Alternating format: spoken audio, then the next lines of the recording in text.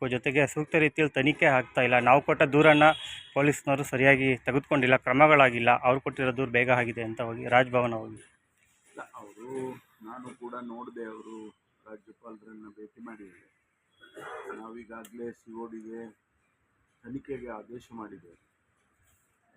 ತನಿಖೆ ಈಗ ಮುಂದುವರಿಯುತ್ತೆ. ತನಿಖೆಯಲ್ಲಿ ಏನು ಬರುತ್ತೆ ಅದನ್ನೆಲ್ಲ ನೋಡೋಣ. ಪೊಲೀಸ್ನವ್ರದ್ದು ತಪ್ಪಿದೆಯಾ ಅಥವಾ ಅವ್ರಗಳದ್ದು ತಪ್ಪಿದೆಯಾ, ಯಾವ ರೀತಿ ವರದಿ ಬರುತ್ತೆ ಅದರ ಆಧಾರದ ಮೇಲೆ ಕ್ರಮಗಳನ್ನು ತಗೊಳ್ತೇವೆ.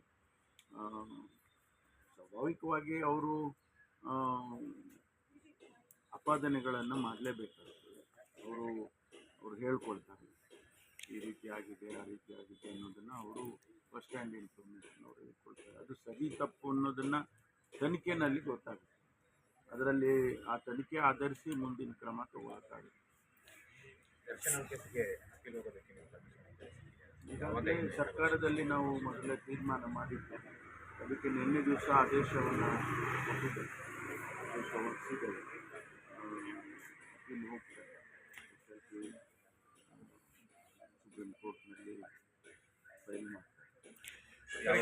ಏನಾದರೂ ಪ್ರೂಫ್ ಇದ್ದರೆ ನೇರವಾಗಿ ಪ್ರಿಯಾಂಕ್ ಖರ್ಗೆ ಅವರು ಇದರಲ್ಲಿ ಭಾಗಿಯಾಗಿದ್ದಾರೆ ಅನ್ನೋದೇನಾದರೂ ಪ್ರೂಫ್ ಇದ್ದರೆ ನಮಗೂ ಅರ್ಥ ಆಗುತ್ತೆ. ಆದರೆ ಯಾವುದೇ ರೀತಿಯ ಪುರಾವೆಗಳಿಲ್ಲದೆ ಸುಮ್ಮನೆ ಒಬ್ಬ ವ್ಯಕ್ತಿ ಮೇಲೆ ಆಪಾದನೆ ಮಾಡೋದು, ದೂಷಣೆ ಮಾಡೋದು, ಅದು ಅಷ್ಟೊಂದು ಸಮಂಜಸ ಕಾಣೋದಿಲ್ಲ. ಭಾರತೀಯ ಜನತಾ ಪಾರ್ಟಿ ಒಂದು ನ್ಯಾಷನಲ್ ಪಾರ್ಟಿ. ಅವರು ಕೂಡ ಈ ರೀತಿ ಈ ಮಟ್ಟಕ್ಕೆ ಇಳಿಬಾರ್ದು. ಯಾಕೆಂದರೆ ಅವರು ಸರ್ಕಾರನ ನಡೆಸಿದ್ದಾರೆ. ಈಗ ಕೇಂದ್ರದಲ್ಲಿ ಅವ್ರ ಸರ್ಕಾರನೇ ಇದೆ. ಸರ್ಕಾರಗಳನ್ನು ನಡೆಸುವಂಥ ಸಂದರ್ಭದಲ್ಲಿ ಜವಾಬ್ದಾರಿಯಿಂದ ನಾವೆಲ್ಲರೂ ಕೂಡ ಕೆಲಸ ಮಾಡ್ತೇವೆ. ಪ್ರಿಯಾಂಕ ಖರ್ಗೆನೂ ಕೂಡ ಜವಾಬ್ದಾರಿಯಿಂದ ಕೆಲಸಗಳನ್ನು ಮಾಡ್ತಿದ್ದಾರೆ. ಅವರ ಅನವಶ್ಯಕವಾಗಿ ಅವರ ಮೇಲೆ ಆಪಾದನೆ ಮಾಡಿದ್ರೆ ಏನಾದರೂ ಒಂದು ಸಪೋರ್ಟಿವ್ ಇದ್ದರೆ ಅದನ್ನು ಒಪ್ಕೊಳ್ಳೋದು.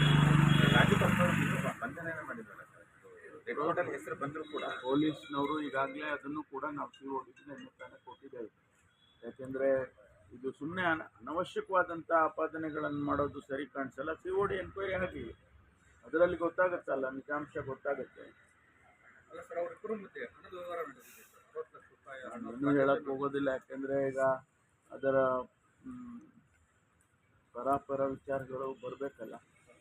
ಇದು ಗೊತ್ತಾದ ಮೇಲೆ ಅದನ್ನು ಹೇಳೋಣ. ಹಣದ ವಿಚಾರ ಇತ್ತ, ಅವರು ಬೇರೆ ಬೇರೆ ಏನೇನೋ ಹೇಳ್ತಿದ್ದಾರೆ. ಅವರು ಕೇಳ್ತೇವೆ ನಾವು ಕೂಡ. ಅದೆಲ್ಲ ನಾವು ಎನ್ಕ್ವೈರಿನಲ್ಲಿ ಬರೋವರೆಗೂ ನಾವೇನು ಹೇಳೋಣ.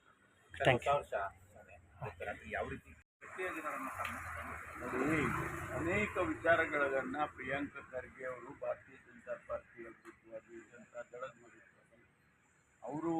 ಅವರ ತಪ್ಪು ನೆಪ್ಪುಗಳನ್ನು ಅನೇಕ ಸಂದರ್ಭದಲ್ಲಿ ಸಾರ್ವಜನಿಕವಾಗಿ ಹೇಳಿದ್ದಾರೆ. ಸದನದಲ್ಲೂ ಹೇಳಿದ್ದಾರೆ, ಸದನದ ಹೊರಗೇನೂ ಹೇಳಿದ್ದಾರೆ. ಅದು ಸ್ವಾಭಾವಿಕವಾಗಿ BJP ಅವರಿಗೆ, ಜನತಾ ದಳದವರಿಗೆ ಅದು ಇರಿಸೋದಿಲ್ಲ. ಹಾಗಾಗಿ ಅವ್ರ ಮೇಲೆ ಒಂದು ರೀತಿಯಲ್ಲಿ ಟಾರ್ಗೆಟ್ ಮಾಡ್ತಿದ್ದಾರೆ ಅಂತ ನನಗೂ ಕೂಡ ಅನಿಸುತ್ತೆ.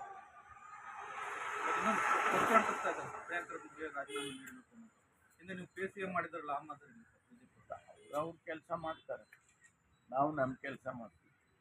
ವಿಸಿಟ್ ಏನಾದ್ರು ಹೋಗ್ತೀರಾ ಸರ್? ರಾತ್ರಿ ಏನಾದರೂ ವಿಸಿಟ್ ಹೋಗ್ತೀರಾ? ಹೇಳ್ಬಿಟ್ಟು ಹೋಗ್ಬಾರ್ದು.